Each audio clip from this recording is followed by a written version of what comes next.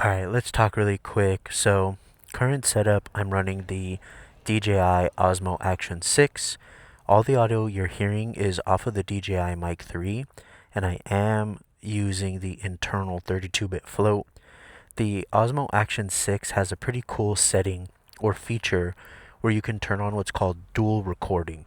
And so what that does is it triggers the microphone to start recording internal audio so that you have a usable audio file out of camera. And you could also sync it up with the internal audio if you want that 32-bit float, which while you're writing, more dynamic environment, if you will, you're going to want that. So that's what you're hearing right now. And then what you're seeing right now should be the DJI 360 cam. And I just kind of synced it with some claps before the video. We'll see how it all turns out. Alright, so let's go ahead and just get started. What you are hearing right now is the audio from the DJI Mic 3. The settings that I'm using currently allow the microphone to trigger its own internal 32-bit float audio as soon as I press record on the Osmo Action 6. It's a setting in the wireless mic settings called dual recording. And I think it is a great solve for what I thought was a pretty big flaw, that when you pair the microphone to the Osmo, it's still just using like standard 24-bit. It's not really using full 32-bit float. I lost my people here. Here we go. Alright, so we're taking a ride down PCH. It is a little bit chilly right now. This is also going to be a pretty decent test to see what this mic performs like at higher winds. I'm at about 3,000 RPMs, 5th gear, going about 50 miles an hour. It's definitely windy. You can see right now from the video it's kind of foggy, a little bit cloudy. So we'll see what this all ends up sounding like. So a couple of disclaimers, or I guess just context to the setup, right? I have the Schuberth C5 helmet. All of my helmet vents are closed currently, and I do have tape. I have some like video gaff tape over the main center hole of the helmet where like the foam is. These guys are slowing down. I wonder if they're not about it. It's kind of funny. I do have foam or tape rather over that foam, just to try to minimize some of the wind noise, because in previous tests with this microphone I was picking up something that I wasn't fully able to remove with post-processing the audio. And so let's see what they have to say. It's wet. So yeah, we'll see how the wind sounds. Previous tests on this helmet without the tape over the foam, I was still picking up some wind noises, and for me that's not really something that I want to deal with in post-processing. So just wanted to see if it was something that I could minimize. So we're trying to tape out, just really as a DIY solution to a problem, and we'll see how effective that is. As far as exhaust audio, let's talk about that really quick. I have a secondary DJI Mic 3 also paired to the Osmo Action 6 in my backpack, in the right pocket of my backpack. And the idea there was, typically you would put it either in your pant pocket or maybe even your jacket pocket. And today I'm kind of just wearing a crew neck, so I wanted to test this out to see if it's a solution that I could potentially even use long term to solve for exhaust audio. There's a couple of rides that I've been on where I don't really want to do much helmet talking, but I do want some clearer audio for the exhaust. And there's a couple videos on my channel that I'm totally just ripping through, like a canyon run or something like that, and the audio is pretty unbearable for an audience viewer, because it's just the audio coming directly from the camera. I didn't set up any type of microphone, so I'm hoping to see what usability I'd get out of this audio coming from the pocket of my backpack, and seeing if it's anything that I could use as a long-term solution to my audio problem. It is pretty cold, it's pretty foggy, it's pretty wet, and so I'm not entirely sure that my mom and my brother are going to be having the best of times behind me. But in addition to that, I'm very curious to see what type of condensation is building up on the camera lens, because right now my visor for the helmet is all the way condensated and I almost can't even see anything. But for me to lift my visor would A, be a lot colder, and B, totally ruin this audio.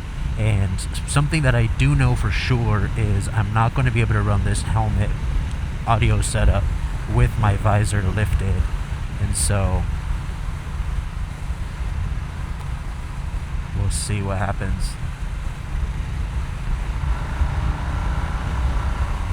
Not really sure if my brother's trying to flag me down or what's going on there, but a lot of traffic to get into the beach. I'm curious if these people in line are regretting their decision, just because it is hot everywhere else, but as soon as you get to that last like 10-15 minute stretch of the beach, it gets really cold and really gray, and as we're riding through right now we can see it's also really wet. So I'm not sure how much people are going to enjoy the beach vibes right now.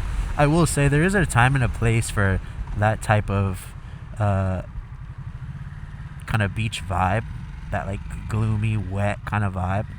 I do enjoy it. Like I said, there's a time and a place.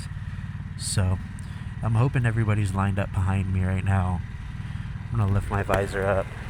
Sorry for the audio discrepancies right now, but I just want to be able to visibly see pretty clearly what we're trugging along at.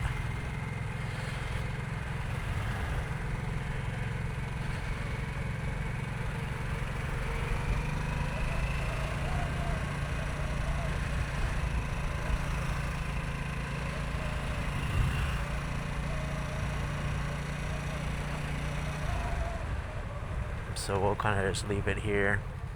Won't go all the way up. Just there's no need, and there's not really enough room for us to all split up there.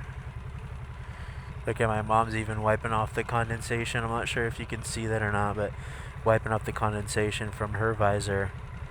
It's pretty wet, pretty cold. So right now I'm chilling, red light, visor's open. This is what the audio sounds like. Both microphones, to my knowledge, are set to -12 for the gain. I'm pretty sure that, so this backpack that I have, it's like a canvas, wax canvas type of vibe, and the microphone is inside the backpack pocket facing upward. Not sure if it needs to be facing downward or not. This is the first time experimenting with it, but I'm pretty certain that it does not need to be at -12 gain, just because it's a little bit more removed from the elements, if you will, or it at least has a bit more sound dampening than my helmet does. And I'm also trying to capture a bit of that, environment, the exhaust, the wind. I just don't want it to be fully distorted for the entire ride. So we'll see how that sounds. It might end up sounding really quiet, and maybe it's something that I need to lift up, but maybe it also sounds perfect. We're gonna find out. So we're kind of back on the road. Visor's down now. I'm sure not only can you hear that click, but I'm sure you can even hear the difference in the audio. So that's the difference there. The audio is really clear with the helmet visor lifted up. It's just not usable, obviously, once you're going at speed, once the wind gets introduced and things like that. I do personally like the visor up in terms of audio clarity when I'm at a stoplight, preferred to the helmet visor down, because you get this audio sound that almost as if you're speaking into a cup, and it doesn't really sound right. It's a little boomy.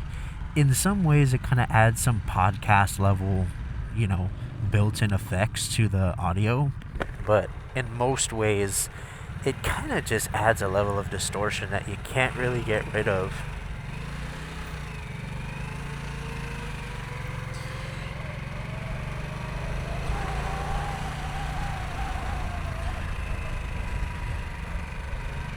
I may have just lost my brother. Oh no, cool, we're good. Yeah, so we're kind of just cruising. We got 15 minutes left, about 6 miles left, and we're gonna see how this does. Definitely going to be a longer audio clip. It is cold though. I wish I had my gloves. I left my gloves off just for the reason of wanting some I guess dexterity when it comes to clicking all these buttons once you're fiddling with the cameras and trying to press the buttons on the microphone. You just want that tactile feel to make sure that everything's recording and you're not missing any steps. But I am regretting that just in terms of comfort right now because it is a bit cold. So I'm sure the ride back I'll go ahead and throw the gloves on whether or not I'm recording. I'm pretty sure I won't record just because after we eat dinner it's probably going to be a lot darker and I'm not trying to fiddle with putting on and off the ND filters for both of these cameras, so we'll see. It's really something that we're gonna have to wait until we eat. Sometimes the sun stays out late. I know daylight savings just happened, so it could even be as late as like 7:30, 7:45. But with how overcast it is right now, I'm not entirely sure we're gonna get enough light to be able to record some good crispy footage. And you can see now we're almost passing like that storm, if you will, or whatever kind of clustered, concentrated version of clouds that was, is all pretty much gone now. And we're getting a bit sunnier. It's less wet. It is still a bit cold, but that's kind of just like the coastal breeze. And so I like it. When I was sitting at home in downtown, it was a good 88 degrees and it was just really uncomfortable. So I'm happier with this little bit of chill that I have versus any heat. I don't know, that's just me. I'm sure that's a polarizing question, right? You prefer hot or cold? I prefer cold just because I feel like it's easier to get warm than it is to cool off. I know that's a super basic response or answer to that question, but that's genuinely how I feel. And right now, as I am a bit chilly, I don't have a way to get warm. I'm on the bike, but my brain knows that if I stopped or if I was just at home, it would be hot. And so I'm kind of enjoying this chill breeze as a bit of an escape, if you will, from that temperature, that warmer temperature. What are we doing? We are going to get some dinner. We're going to go get some burgers. I'm with Mom and my brother. And last minute we just decided to hop on and see what kind of vibes we could catch. And I figured that I would, actually take the time to hook everything up to capture some clips of the cruise. Something that I've been wanting to do a bit more than I have in the past is actually get some audio clips. I've been really good at catching clips anywhere I go, but not necessarily with the audio. And so I'm trying to make it a point to record a bit more. And that is bright and sunny. It's starting to warm up. You can see, I'll show the 360 footage right now. My brother's vibing hard behind me. It might be funny to cut to, but we'll see. I think the left light turns first, so still got a little bit of time to wait. But good news is, we're only 10 minutes from our destination, and we're going to be grubbing. I'm pretty hungry. I haven't had anything today. I had a smoothie for breakfast, but haven't really had any lunch, so this is a late lunch, maybe early dinner. It's only 5:30. I don't know what time you guys typically have your meals, but I feel like for me, I eat dinner a little bit later. So to have a dinner at 5:30, I mean, it's good, right? You don't want to be eating too late. At least I don't. I feel kind of slow and sluggish if I eat too late, and then I just end up kind of lopping around, not doing much. So to eat a little bit earlier does feel good. But I don't know. We'll see. I'm hungry. I know my brother's hungry. He was telling me all right already, let's go. But we invited my mom, and she takes a little bit longer to suit up just because she gets very cold, and she doesn't mind taking the time to just put on all the layers. The other thing is she has a little bit more compartment storage underneath her seat, and so she also doesn't mind having to ditch layers, whereas obviously I'm just on a Sportster. I don't have any bags or luggage or anything like that. I don't have any storage, rather. So if I wanted to take something off, I'm maybe trying to stuff it in my backpack or I'm cooked. So that's kind of the difference there. But she does get really cold, so there's that. And this ride down PCH, I mean, it's a pretty chill ride. There's not a whole lot to it. It's something that you would kind of do for fun anyway. So to be able to get a meal at the end of it, I don't think anyone's mad at it. Curious to see.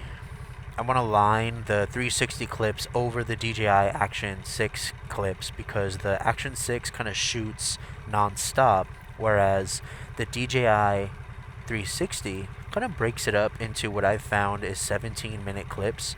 I don't know if that's a my unit thing, if that's an SD card thing, or the SD card that I'm using. I'm not really sure why that is. I would imagine just because the clips or files are so large. That's just something that all 360 cameras from DJI do. And so what I'm getting at is I know this ride's going to be longer than 17 minutes, so there's going to be a break in the 360 footage, and I want to lay that footage over my Action 6 footage to see how long that gap is, because from what I was seeing the other day, I took a ride up in the canyons, if you guys saw, and there's a couple of clips where I'm going into a corner, the clip ends, and so I'll go to the next file, and I'm, nowhere near that corner. So in other words, what I'm getting at is I want to know how long does it stop recording for before it starts recording again. That would be interesting to know, just in terms of planning and prepping, because there are times where it's like, all right, I'm going to go on this long ride, and maybe I should hold off on pressing record on the action cam because, I don't know, maybe there's going to be a break and I can't afford to miss this spot. This is the type of person I am. I would rather know what my weaknesses are, or what my limitations are with the camera and equipment that I'm using versus just being subject to going with the wind, kind of hoping for the best. It's not really the best strategy when riding, when shooting. After shooting enough weddings and having enough epic fails, lost footage, and corrupted SD cards and pissed off clients, you kind of start to be a little bit more cautious, whether it's PTSD or just truly learning from your mistakes. Either way, it results in me wanting to understand the limitations of this 360 camera that I got here. And it's cool. It's like about 17 and a half minutes or so, like usually like 17:23, 17:30. 5 more minutes till grub time. This video particularly, I definitely do want to try to make something out of it in post, just because of the audio setup. I know I mentioned it before, but I'll just real quick give a recap. The DJI Action 6 paired to 2 separate transmitters of the DJI Mic 3. One is inside my helmet, one is inside the right pocket of my backpack to be as close to my exhaust as possible. And the audio that you're hearing, whether it's the exhaust or the helmet talking head stuff, it is the internal 32-bit float audio from the DJI Mic 3. And the way that I achieve that is with the setting from the Action 6 that allows you to toggle on dual recording. And what that does is trigger the transmitters to not only capture audio for the camera, but to also record their internal 32-bit float audio file and format. And so that's going to give you a little bit more dynamic range and flexibility when post-processing. You still have the 24-bit audio clip coming from the camera, and so if you didn't want to do any post-processing, or you potentially even wanted to post a quick clip with the Mimo app from your phone, you have good clear audio that was recorded by these microphones. You're just not leveraging or using the full 32-bit float version of that audio clip. So that's kind of the lowdown there. We're about to pull in here. I don't know if you could see it or not with the sun blowing out the shot, but it's that shack right there, MVP's Grill and Patio. I'm sure a lot of people would gatekeep. My only ask is just don't burn out the spot. I'm not going to gatekeep, but just don't burn out the spot.